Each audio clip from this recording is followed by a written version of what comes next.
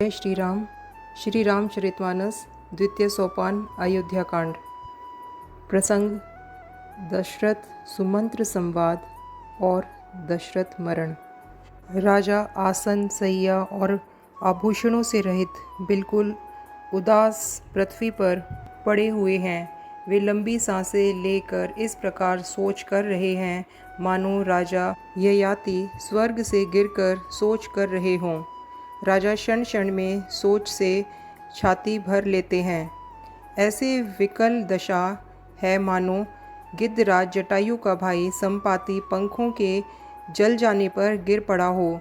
राजा बार बार राम राम हे राम कहते हैं, फिर हे राम हे लक्ष्मण हे जानकी ऐसे कहने लगते हैं। मंत्री ने देखकर जय जीव कहकर दंडवत प्रणाम किया। सुनते ही राजा व्याकुल होकर उठे और बोले, सुमंत्र कहो राम कहाँ हैं? राजा ने सुमंत्र को हृदय से लगा लिया, मानो डूबे हुए आदमी को कुछ सहारा मिल गया हो। मंत्री को स्नेह के साथ पास बैठाकर नेत्रों में जल भरकर राजा पूछने लगे, हे मेरे प्रिय सखा, श्री राम की कुशल कहो। बताओ श्री राम लक्ष्मण और जानकी कहाँ हैं? उन्हें लौटा लाए हो कि वे वन को चले गए? यह सुनते ही मंत्री के नेत्रों में जल भर आया। शोक से व्याकुल होकर राजा फिर पूछने लगे, सीता राम और लक्ष्मण का संदेश तो कहो। श्री रामचंद्र जी के रूप गुण शील और स्वभाव को याद कर करके राजा हृदय में सोच करते हैं और कहते हैं, मैंने राजा होने की बात सुनाकर वनवास दे दिया। यह सुनकर भी जिस राम के मन में हर्ष और विषाद नहीं हुआ, ऐसे पुत्र के बिछड़ने पर भी मेरे प्राण नहीं गए, तब मेरे समान बड़ा पापी कौन होगा? हे सखा, श्री राम जानकी और लक्ष्मण जहाँ हैं मुझे वहीं पहुँचा दो, नहीं तो मैं सत्य भाव से कहता हूँ कि मेरे प्राण अब चलना ही चाहते हैं। राजा बार बार मंत्री से पूछते हैं, मेरे प्रियतम पुत्रों का संदेश सुनाओ। हे सखा, तुम तुरंत वही उपाय करो जिससे श्री राम लक्ष्मण और सीता को मुझे आंखों दिखा दो। मंत्री धीरज धरकर कोमल वाणी बोले, महाराज आप पंडित और ज्ञानी हैं। हे देव, आप शूरवीर तथा उत्तम धैर्यवान पुरुषों में श्रेष्ठ हैं। आपने सदा साधुओं के समाज का सेवन किया है। जन्म मरण सुख दुख के भोग हानि लाभ प्यारों का मिलना बिछड़ना ये सब हे स्वामी काल और कर्म के अधीन रात और दिन की तरह बरबस होते रहते हैं। मूर्ख लोग सुख में हर्षित होते और दुख में रोते हैं, पर धीर पुरुष अपने मन में दोनों को समान समझते हैं। हे सबके हितकारी रक्षक, आप विवेक विचार कर धीरज धरिए और शोक का परित्याग कीजिए। श्री राम जी का पहला निवास तमसा के तट पर हुआ, दूसरा गंगा तीर पर। सीता जी सहित दोनों भाई उस दिन स्नान करके जल पीकर ही रहे। निषाद राज ने बहुत सेवा की। वह रात श्रृंगवेरपुर में ही बिताई। दूसरे दिन सवेरा होते ही बड़ का दूध मंगवाया और उससे श्री राम लक्ष्मण ने अपने सिरों पर जटाओं के मुकुट बनाए। तब श्री रामचंद्र जी के सखा निषाद राज ने नाव मंगवाई। पहले प्रिया सीता जी को उस पर चढ़ाकर फिर श्री रघुनाथ जी चढ़े। फिर लक्ष्मण जी ने धनुष बाण सजा कर रखे और प्रभु श्री रामचंद्र जी की आज्ञा पाकर स्वयं चढ़े। मुझे व्याकुल देखकर श्री रामचंद्र जी धीरज धरकर मधुर वचन बोले, हे तात, पिताजी से मेरा प्रणाम कहना और मेरी ओर से बार बार उनके चरण कमल पकड़ना। फिर पांव पकड़कर विनती करना कि हे पिताजी, आप मेरी चिंता न कीजिए। आपकी कृपा अनुग्रह और पुण्यों से वन में और मार्ग में हमारा कुशल मंगल होगा। हे पिताजी, आपके अनुग्रह से मैं वन जाते हुए सब प्रकार का सुख पाऊंगा। आज्ञा का भली भांति पालन करके चरणों का दर्शन करने कुशल पूर्वक फिर लौट आऊँगा।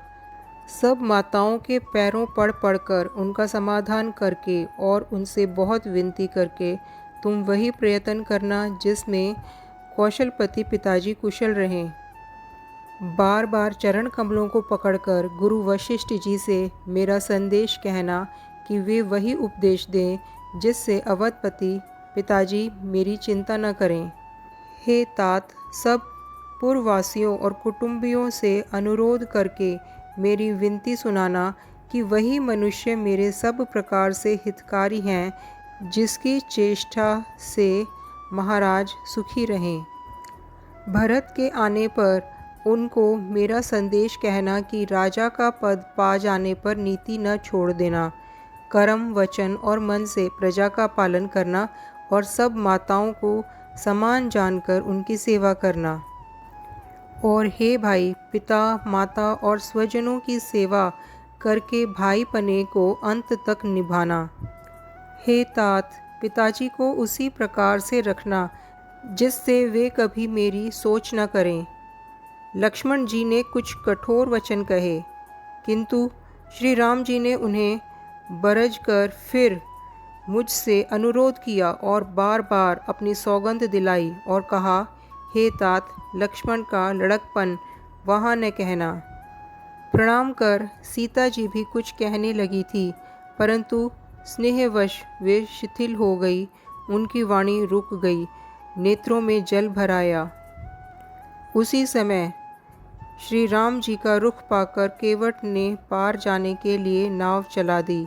इस प्रकार रघुवंश तिलक श्री रामचंद्र जी चल दिए और मैं छाती पर वज्र रखकर खड़ा खड़ा देखता रहा।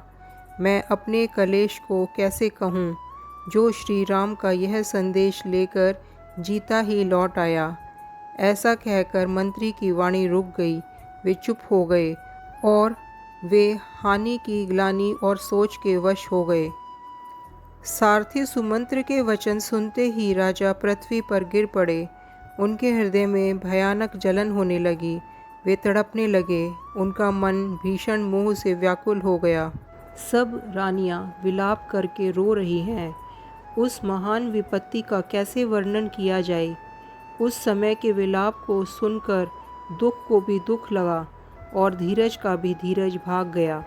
राजा के रनिवास में रोने का शोर सुनकर अयोध्या भर में बड़ा भारी कोहराम मच गया।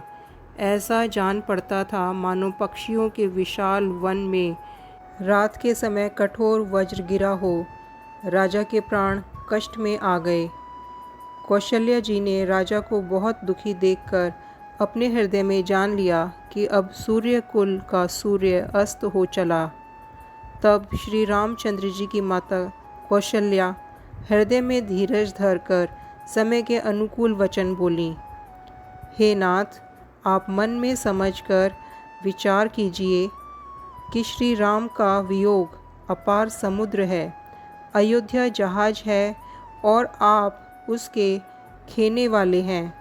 सब प्रजाजन, कुटुंबी और प्रजा ही यात्रियों का समाज है जो इस जहाज पर चढ़ा हुआ है। आप धीरज धरिएगा तो सब पार पहुंच जाएंगे, नहीं तो सारा परिवार डूब जाएगा। हे प्रिय स्वामी, यदि मेरी विनती हृदय में धारण कीजिएगा तो श्री राम, लक्ष्मण, सीता फिर आ मिलेंगे। प्रिय पत्नी कौशल्या के कोमल वचन सुनते हुए राजा ने आंखें खोलकर देखा, मानो तड़पती हुई दीन मछली पर कोई शीतल जल छिड़क रहा हो। धीरज धरकर राजा उठे और बोले, सुमंत्र, कहो कृपालु श्री राम कहाँ हैं, लक्ष्मण कहाँ हैं, स्नेही राम कहाँ है और मेरी प्यारी बहू जानकी कहाँ है। राजा व्याकुल होकर बहुत प्रकार से विलाप कर रहे हैं। वह रात युग के समान बड़ी हो गई, बीतती ही नहीं। राजा को अंधे तपस्वी श्रवण कुमार के पिता के श्राप की याद आ गई। उन्होंने सब कथा कौशल्या को कह सुनाई। उस इतिहास का वर्णन करते करते राजा व्याकुल हो गए और कहने लगे कि श्री राम के बिना जीने की आशा को धिक्कार है। मैं उस शरीर को रखकर क्या करूं, जिसने मेरे प्रेम का प्रण नहीं निभाया। हा रघुकुल को आनंद देने वाले मेरे प्राण प्यारे राम, तुम्हारे बिना जीते हुए मुझे बहुत दिन बीत गए। हा जानकी, लक्ष्मण, हा रघुवर, हा पिता के चित्त रूपी चातक के हित करने वाले मेघ। राम राम कहकर, फिर राम कहकर, फिर राम राम कहकर और फिर राम कहकर राजा श्री राम के विरह में शरीर त्याग कर देवलोक को सिधार गए। जीने और मरने का फल तो दशरथ जी ने ही पाया, जिनका निर्मल यश अनेकों ब्रह्मांडों में छा गया। जीते जी तो श्री रामचंद्र जी के चंद्रमा के समान मुख को देखा और श्री राम के विरह को निमित्त बनाकर अपना मरण सुधार लिया। सब रानियां शोक के मारे व्याकुल होकर रो रही हैं। वे राजा के रूप, शील, बल और तेज का बखान कर कर के अनेकों प्रकार से विलाप कर रही हैं और बार बार धरती पर गिर पड़ती हैं। दास दासी गण व्याकुल होकर विलाप कर रहे हैं और नगर निवासी घर घर रो रहे हैं। कहते हैं कि आज धर्म की सीमा, गुण और रूप के भंडार, सूर्य कुल के सूर्य अस्त हो गए।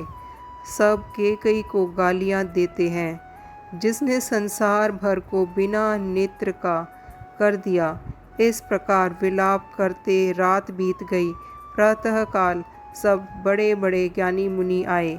तब वशिष्ठ मुनि ने समय के अनुकूल अनेक इतिहास कहकर अपने ज्ञान के प्रकाश से सबका शोक दूर किया।